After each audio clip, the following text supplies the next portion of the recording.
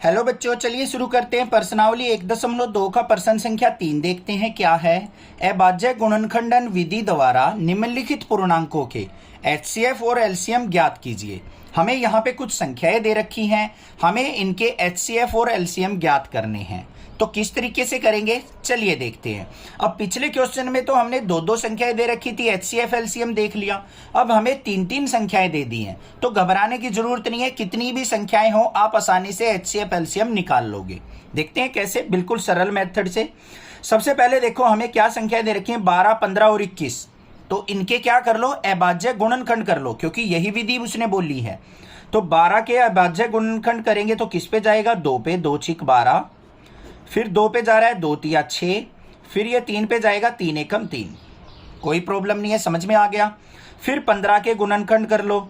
15 के गुणनखंड करेंगे किस पे जाएगा, 3 पे, 3 पंजे 15, फिर किस पे जाएगा, 5 पे, 5 एकम 5। फिर 21 के गुणनखंड करो, 2 से तो भाग नहीं होगा क्योंकि यहाँ विषम संख्या है, इकाई का अंक। तो 3 पे होगा 3 सते 21, फिर 7 से होगा 7 एकम 7। तो क्या क्या गुणनखंड आए, 12 के गुणनखंड आगे 2 गुना 2 गुना 3। 15 के गुणनखंड क्या आ गए हमारे, 3 गुना 5। और 21 के गुणनखंड क्या आ गए बच्चों, 3 गुना 7। ठीक है, इतनी बात समझ में आ गई। अब देखो इसके दो मेथड मैं आपको बताऊंगा, जो भी आपको अच्छा लगे आगे के क्वेश्चंस में वही आपको फॉलो करना है। देखो इसको हम क्या लिख सकते हैं, यहाँ पे पहला तो होता है एचसीएफ निकालने का तरीका हमारा। जो भी हमारे गुणनखंड आए हैं तीनों में जो साझा हो, जो गुणनखंड साझा हो तीनों में, वही क्या होता है बच्चों, एचसीएफ होता है। अब यहाँ पे देखो 2 इनमें तो है, इनमें किसी में नहीं है, तो 2 को तो नहीं लेंगे हम। 3 इसमें भी है, इसमें भी है, इसमें भी है, तो हमारा 3 ले लिया हमने। और कोई संख्या ऐसी नहीं है जो तीनों के गुणनखंड में हो, तो एचसीएफ क्या हो गया हमारा, 3 हो गया। था ना आसान। अब बात करते हैं एलसीएम की। एलसीएम के अंदर क्या करना है हमें, यहां पे ध्यान देना है आपको। जो भी साझा हो उसको एक बार लेना है, बाकी जो संख्याएं बच गई उन सबको प्रयोग करना है। साझा कौन सा है, 3, तो एक बार ले लिया। बाकी संख्याएं कौन सी बच गई, इसमें 2 गुना 2 बच गया, इसमें 5 बच गया और इसमें 7 बच गया।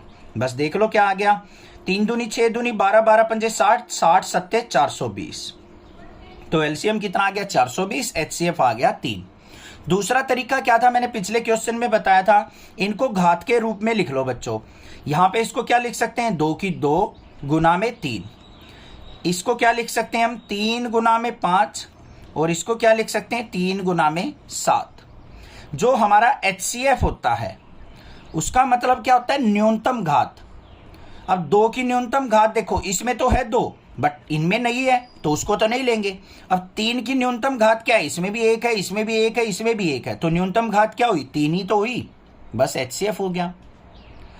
मेरा जो तरीका है, मैं आपको अगर मैं सुजेस्ट करूं, अगर मेरी मानो, तो ये मेथड आपके लिए सबसे अच्छा होता है। और एलसीएम कैसे हो जाएगा, यहां पे सभी की घात लिख लो। 3 की घात तो हमारी क्या है, एक बार लेंगे। यहां पे 2 की घात 2 गुना में 5 गुना में 7, तो ये कितना आ गया मेरा, यहां पे भी 420। ऐसे भी कर सकते हो।